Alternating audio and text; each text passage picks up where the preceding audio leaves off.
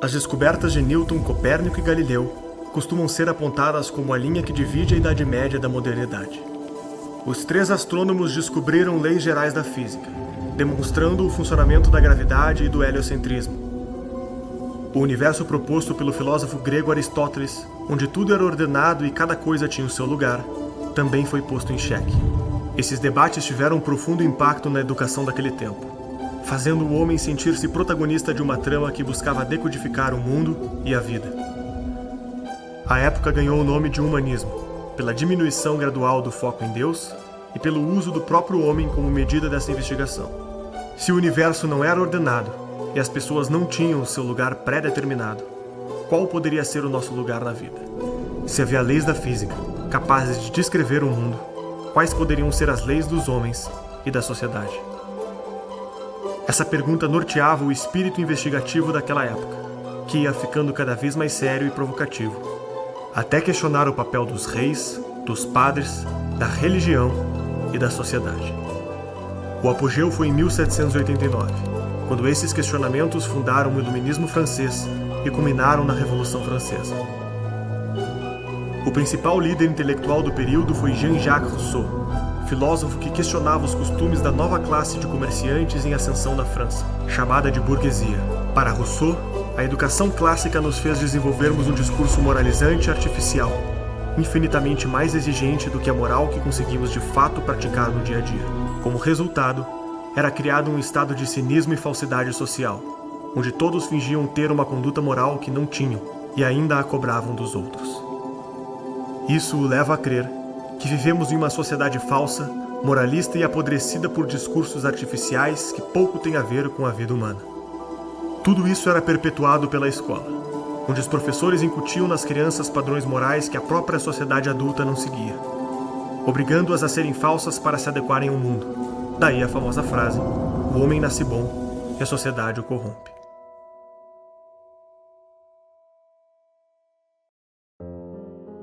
Em 1750, Rousseau é convidado a fazer um discurso sobre as suas ideias na Academia de Dijon. Lá propõe que a educação como fora feita, em vez de ajudar o desenvolvimento da humanidade, na verdade podia prejudicá-la. Para o pensador, a educação e as artes liberais só tinham reforçado a produção do discurso moralista que criou a falsidade social que denunciava. A provocação de Rousseau sobre a educação começa a ganhar força.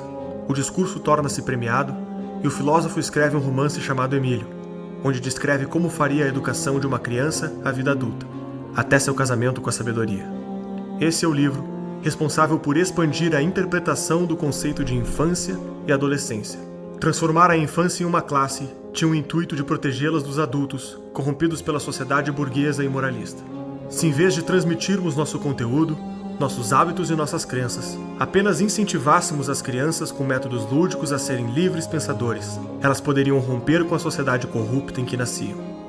Quando a Revolução Francesa aconteceu, essa mentalidade foi absorvida pelo Estado revolucionário, que radicalizou a posição de Rousseau. O próprio Robespierre, líder revolucionário e ditador francês, admitiu ter o livro de Rousseau na cabeceira de sua cama. A ditadura francesa estabeleceu a instrução obrigatória para todos na Constituição e submeteu todas as escolas, públicas ou privadas, ao comando do governo. Ninguém podia abrir uma escola ou ensinar em público sem a licença da universidade oficial. As escolas estavam obrigadas a ensinar de forma apologética as ideias de Rousseau e aos líderes do governo revolucionário.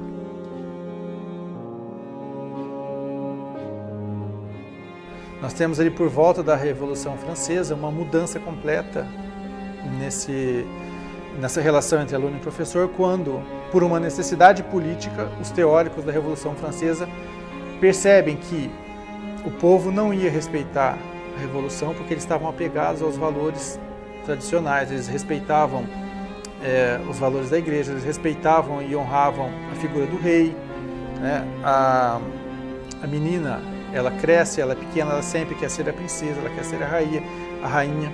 Isso está no imaginário popular. Então eles percebem, é preciso fazer uma mudança e não adianta tentar convencer os adultos. Os adultos, eles já têm uma opinião formada e por mais que se tente, é só na força. Então eles percebem que é preciso fazer então uma mudança desde pequeno, mudando a mentalidade das crianças. E as crianças, é claro, elas são indefesas nesse processo, porque elas ainda são não têm uma psique bem formada, elas têm uma relação com o professor que é como se fosse de pai, como se fosse um parente, né? São emocionalmente dependentes. Então, aí você tem uma alteração, uma mudança política na população, que é feita sobre pessoas que não têm ainda uma independência política, que não têm uma personalidade pública ainda, né? Então, se trata, na verdade, de um abuso político, né? E a educação moderna, ela é pensada, o sistema de ensino obrigatório, ele é pensado como um instrumento de transformação política. Então aí nós temos a transformação completa, né, do sentido do que seja a educação, embora a palavra usada é a mesma, né? Apesar de ser a mesma palavra, nós temos um fenômeno completamente diferente. Obviamente, a gente viu depois pela própria história que as ideias acabam se tornando um tiro no pé, como foi, né? A Revolução acabou mostrando que ali não havia muita liberdade, igualdade e fraternidade, justamente o contrário, né? A Revolução Francesa, ela é uma espécie assim de abuso da liberdade. Ela não é um marco na história de que o conhecimento ou a racionalidade aflora ao ponto em procurar os interesses maiores da humanidade. Mas é uma tentativa assim meio descabida de quebrar contra tudo que foi construído previamente. E o legado intelectual deixado pela Revolução Francesa, ela leva também a uma visão equivocada do que é governo, autoritarismo, e tudo mais. Então, muitos bebem na Revolução Francesa como se fosse um poço de lucidez, quando na realidade ela representa uma cisterna de obscuridade. Com a educação delegada para as escolas e as escolas delegadas para o governo, os objetivos educacionais estavam sofrendo uma transformação. As universidades estavam cada vez mais na mão do Estado. O progresso e o desenvolvimento da ciência moderna ganhava espaço. A modernidade tinha inaugurado a relativização do conhecimento e dos sentidos. As descobertas nas ciências naturais levaram diversos pensadores a questionarem se o mundo que eles conheciam era mesmo como enxergavam. O tamanho do Sol, a distância dos astros no espaço e a invisibilidade dos átomos que constituem o mundo. Todas essas descobertas provocavam o conhecimento do ser humano. Será que nossos sentidos e percepções dão conta da tarefa de saber o que é verdade? René Descartes chegou a afirmar que a dúvida era a única substância pensante que podíamos confiar. Todo o resto, sentidos e percepções, poderiam nos enganar. David Hume disse que não temos nenhuma evidência de que há um eu pensante e que tudo seria matéria de fé. Toda essa herança de pensamento vai causar profunda impressão no filósofo Immanuel Kant. Kant viu um paradoxo entre estudar as descobertas da física de Newton e afirmar que o conhecimento racional é impossível. Se Hume tem razão, como é possível a física de Newton? Se uma coisa é impossível, como ela aconteceu? Kant tinha a teoria de que tudo o que nós conhecemos é, de certo modo, uma projeção da nossa estrutura cognitiva. Hoje diríamos do nosso cérebro, né? Então, nós temos certos esquemas inatos que delimitam tudo que nós podemos conhecer. Então, como, segundo ele, nós só podemos conhecer aquilo que é comproporcional à nossa estrutura de conhecimento, então nós não conhecemos as coisas em si mesmas, mas apenas os aspectos mais aparentes que elas nos revelam e que são comproporcionais ao nosso esquema, à nossa esquemática cognitiva, por assim dizer. Tá certo? Então, tudo o que nós podemos ter certeza é que nós estamos percebendo a mesma coisa que outros estão percebendo, mas nós não sabemos se todos juntos estamos enganados. Então é o fenômeno, que é o fato que ele chamava da coisa em si. Nós não conhecemos a coisa em si, mas conhecemos apenas a sua aparência fenomênica. Isso significa que só existe certeza sob o aspecto de um consenso científico. Você não tem mais a certeza objetiva de que as coisas são assim ou são assadas, né?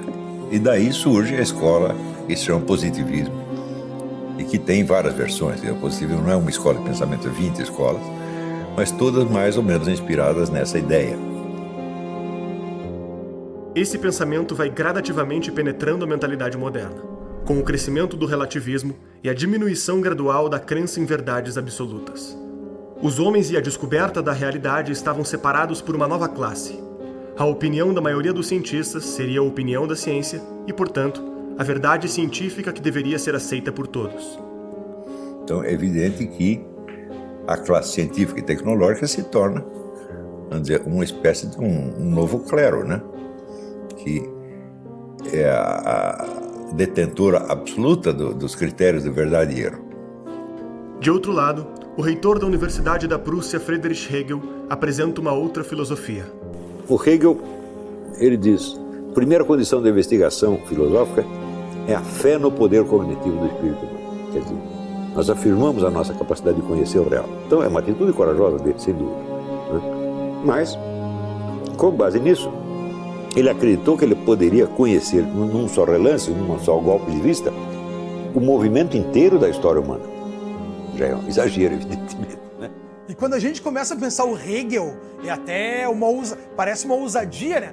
Como é que vai pensar Hegel? Cara, Hegel era tão difícil que os alemães, para estudar Hegel, eles estudavam em francês, porque nem eles entendiam o que o Hegel dizia, né, cara? Então, a visão do Hegel, desse super-estado, é que o Estado seria o ideal.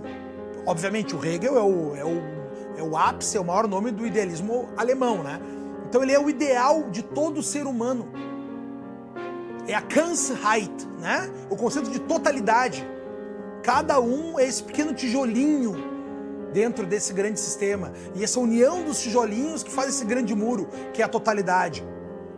Então quando ele vem para essa ideia de totalidade do Estado individual, que ele leva para si, esse Estado é o Estado é o único ente que consegue responder o porquê do ser humano e para que ele existe.